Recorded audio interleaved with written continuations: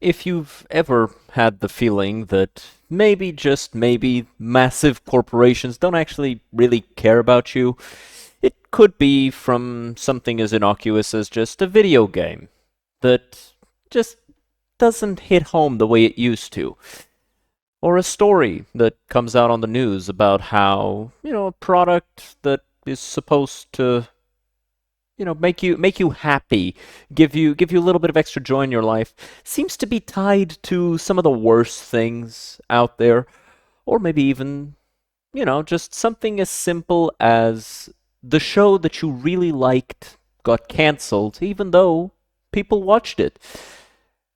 Or worse yet, you see throughout the years as the ideologies of a very fringe minority are taken to the very largest of extremes, and these corporations pretend as though it is the majority opinion that these ideologies are, in fact, established.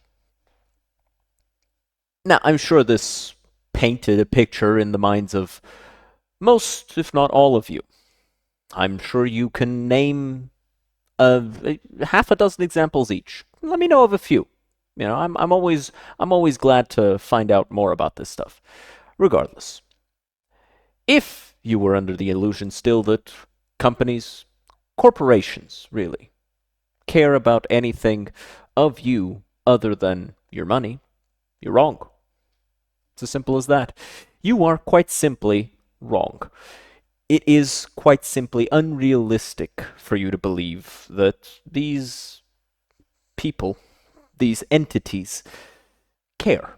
They don't. They would sell you to slavery for 5 cents a piece, unless they thought they could do it for six. Overall, I think anybody who is an adult, a thinking adult, who has seen what the world has in store for all of us, is aware that these corporations, they don't care about you. They don't care about me. They don't care about anybody.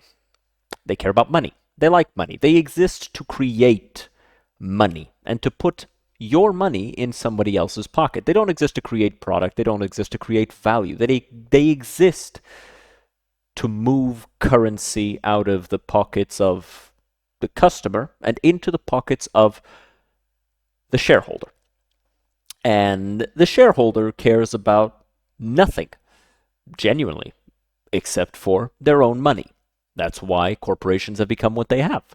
And with that being said, if you were under the impression that with the change in the dominant ideology, corporations would in fact not make a change, you were mistaken. Of course you were mistaken.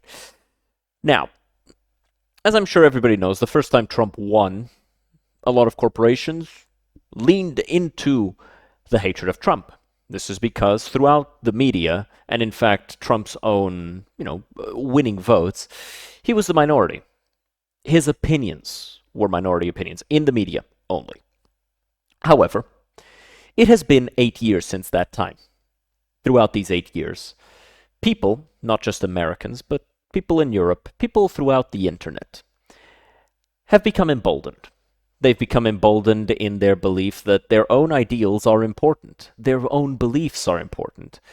And with more and more of the online space no longer being dominated by, let's face it, radical leftist ideologies, more and more people are able to actually speak their minds. And we're finding out that a lot of the people who were against what you would call woke ideologies, I despise the name because I think it's reductive, but in this one specific instance, it's apt.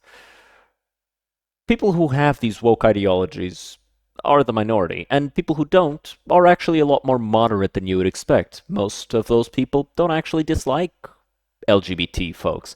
They kind of just want to be left alone, and they kind of just want to be given the space to raise their own children, and not have strangers, say, convincing their own children that they are in fact trans. I think everybody can agree with this. I don't think anybody believes that a child is mature enough to make such a decision. However, a lot of people still had the impression that companies such as Google and Alphabet and other major corporations whose only motto is the allocation of your money to somebody else's pocket, people were still convinced that these corporations would stand by them, even though now, 8 years later, with Trump winning again, this time with a massive landslide, winning pretty much everything that he could have won, including the popular vote, it became very clear that, in fact, people agree with him. Now, people agree with him on the idea of immigration, yes, but they also agree with him in a lot of more societal changes. Mostly regarding the idea that, yes, LGBT people are people. You are, in fact, allowed to marry, live your life, but leave other people alone. And part of that translates into telling these people who are turning their sexuality and their sexual identity, because those two are different. Sexuality is who you are interested in sexually, and sexual identity is how you identify sexually, as in male or female. They have decided that we're going to stop pretending. Okay, you want to be a woman? That's fine. We will treat you as a woman. However, there are certain limitations to this, such as, hey, sports. Such as, hey, no, you don't get to talk to my kids about that because I get to talk to my kids about that because it's my role as parent to do that. Perfectly reasonable. However, this is about Google. And it's specifically about how Google has, despite being very vocal about its belief that Trump was actually a bad person initially, it has now decided to rebrand to some extent. And a number of rather progressive holidays, or at least events, have been removed from its calendar. This includes not just Pride Month, but also Black History Month, February. Unfortunately, they also removed some other actual historical situations. And I do want to go over this a bit, but I want to talk about the overall situation. I want to talk about the situation of removing not just celebration events, but also memorial events. Because Google has removed Holocaust Memorial Day along with a few other choice events. I think it is shameful to remove a historical memorial event. It's shameful. It shows a clear-cut lack of caring, which we do know these companies don't care. However, removing Pride Month and removing Black History Month, which are not, nationally or internationally recognized holidays or events, I can see why they would do that.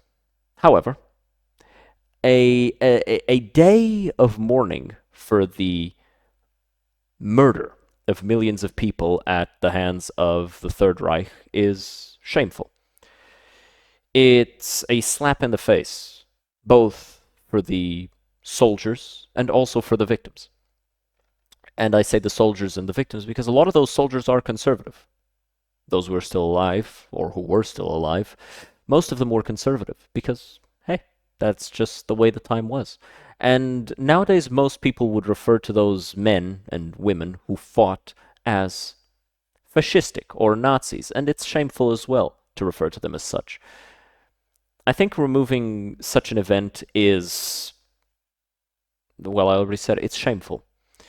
It shows that these corporations are, in fact, the worst type of parasite. They don't care. They don't want to care. They want you to think that they care so that you will give them money. The only solution to solving this is to just not give them the money unless they make a good product. It's not about ideology. It's not about supporting an ideology, not with corporations. If you want to support something, you support creators, individual creators. Support the video games made by the people that you care about. Small creators, indie developers. Support the content creators that you really care about. Small scale YouTubers that you really like. Support those people. Go to movies that have the people that you want to see in those movies. It is important to actually take your money and speak with it. Because if you don't do that, these corporations will continue to do exactly as they have done throughout history. They will take an amazing product, they will buy it, and they will warp it into something else. Because they can, and because they believe that it is more profitable. They've done it with all sorts of video game franchises. I'm not going to name names, but they're on the screen. They've done it with all sorts of movies and TV shows and comic books. And I'm sure that of the stuff that's on screen right now, you can think of quite a number of other examples. It's shameful. It's disgusting. And at the end of the day, it's inevitable. But you can still fight against it, and you should still fight against it, because that is the only righteous thing to do. The only righteous thing to do is resist. Now, I'm not talking about forceful, violent resistance, because that is as bad as what they do. I'm talking about resisting using your money, resisting using your virtue, resisting using what you can, your words, your money, as I said, or just, don't talk about things you don't like. One of the things that I see a lot is people who insist on treating Google as if it's a moral company. There's terrorist propaganda on YouTube. There's child porn on YouTube. I don't support that. I have never seen it. Or at least I've never gone out of my way to see it. I have seen it, unfortunately. I know it's there. I've reported the videos. They're still up, probably. I haven't checked in years. But I know they're still there, because I keep track of that sort of information online. However, it's a bad thing. Don't assume corporations care. They don't. That's why as soon as Trump won, that's why as soon as they felt as though there was a shift in the public narrative, they immediately betrayed the people that they pretended to care about. Don't count on corporations to care. Don't look to EA or Activision or Meta or Google or Amazon to care about you. They don't. They never did. They never will. Disney doesn't care about you. Mickey cares about you. But Mickey's a character. He doesn't exist. Not in real life, at least. He exists in your heart. And so long as he's there, Disney can't take it from you. But do not conflate the character caring for you with the company caring for you. And do not conflate that with believing that you are invariably correct in your beliefs. Because sometimes you aren't. Everyone is fallible. That's important to say.